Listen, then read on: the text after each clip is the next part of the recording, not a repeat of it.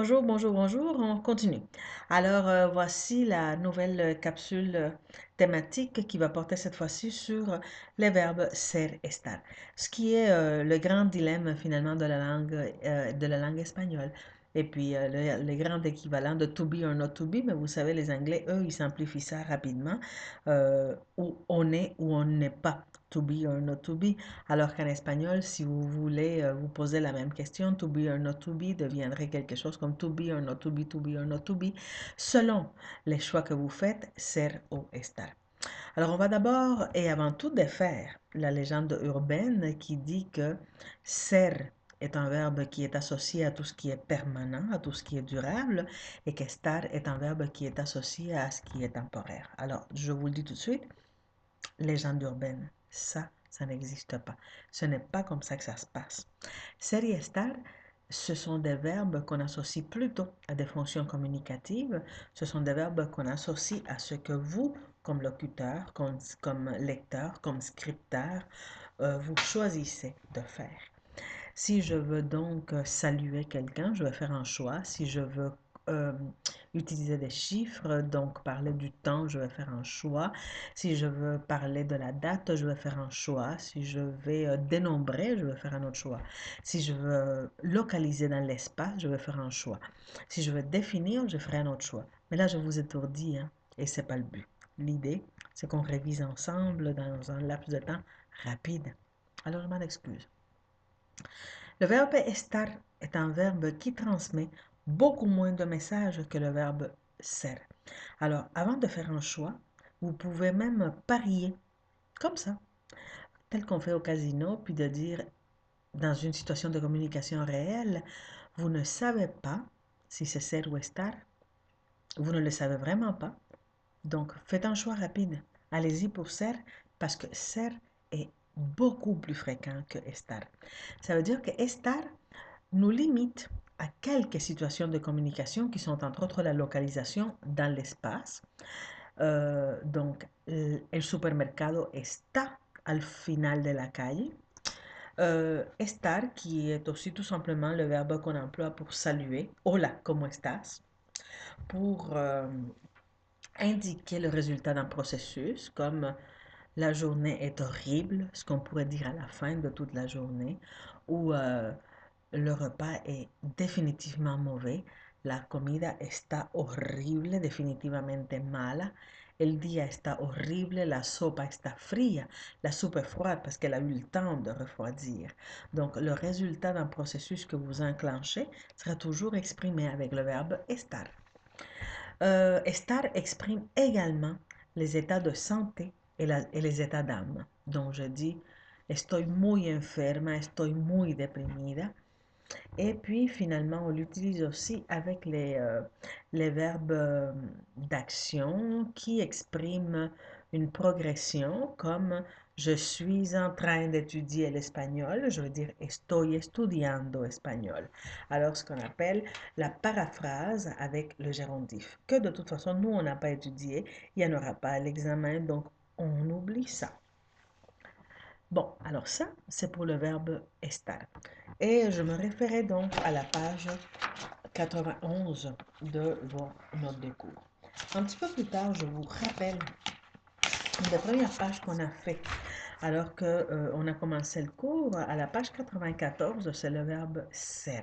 Et ça, voyez-vous là, c'est définitivement le verbe le plus fréquent de l'espagnol. Ser, il est à toutes les sauces et il exprime une quantité très grande de messages comparé au verbe estar. Alors, ser, si on y va une chose à la fois, nous permet d'identifier. Ser nous permet également de décrire. Ser nous permet de définir. Je vous rappelle que je suis toujours à la page 94 de votre cahier de notes de cours. Ser est le verbe que je prends pour l'identification tout court et si on se rappelle, on a beaucoup de façons de s'identifier. Je peux m'identifier par mon nom, je peux m'identifier par mon nom de famille, donc soy Miriam, Soy una Rodríguez del clan. Je peux m'identifier également par mon métier. Soy profesora de español. Je peux m'identifier par la couleur de ma peau. Soy mulata. Je peux m'identifier également par la religion. No soy católica, no soy musulmana. Je peux m'identifier aussi par mon allégeance politique. No soy nacionalista, no sé, no soy federalista, no sé. Je peux aussi m'identifier par mon état civil. Soy casada. Euh, alors, le verbe ser me permet aussi de décrire l'apparence physique de quelqu'un. Donc, la description strictement physique. Si je dis, es una chica muy guapa, es un chico muy pequeño, es un hombre muy alto, es una mamá grande y morena. Tout ça, c'est la description physique d'une personne. Mais je peux aussi, avec le verbe ser, décrire une personne sur le plan psicológico. Es amable, es simpática, es trabajador, es romántico, etc. Le verbe ser me permet aussi de parler du matériel. Ce de quoi est composé quelque chose, ce de quoi est construit quelque chose. Mi casa es de madera, la mesa es de cristal, etc. Et c'est un verbe aussi que j'emploie beaucoup pour la possession, c'est-à-dire j'exprime ce qui est à moi, ce qui est à toi, ce qui est à nous, ce qui est à quelqu'un. La bicicleta es de Pepe, el coche es de Pedro.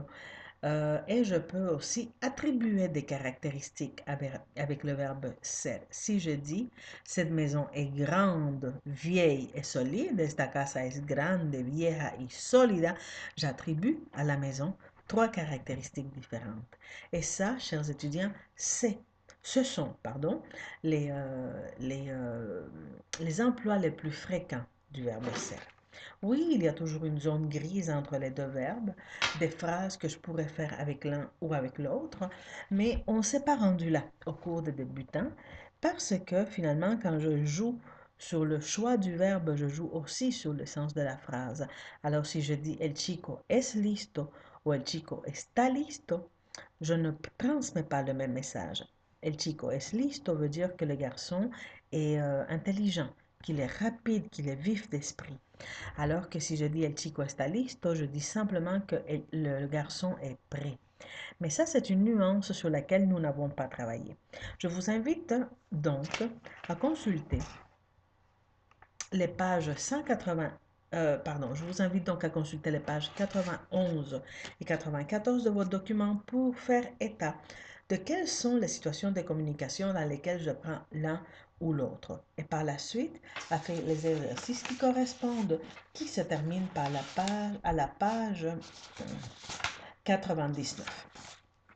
Je vous rappelle qu'à l'examen, Série Star va entre autres vous demander d'écrire des personnes et de voir finalement quel est le verbe qui permet de dire comment ces gens se sentent ou comment ces gens sont.